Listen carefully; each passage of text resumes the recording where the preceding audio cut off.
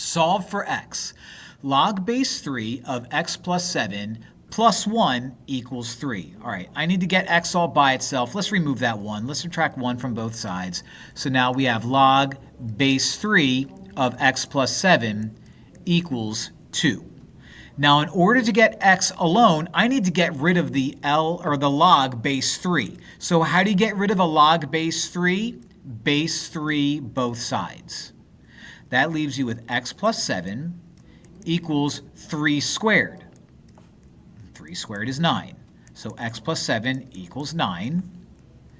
Subtract 7 from both sides. And x equals 2. Now with these, you always want to plug 2 to make sure you're allowed to do it.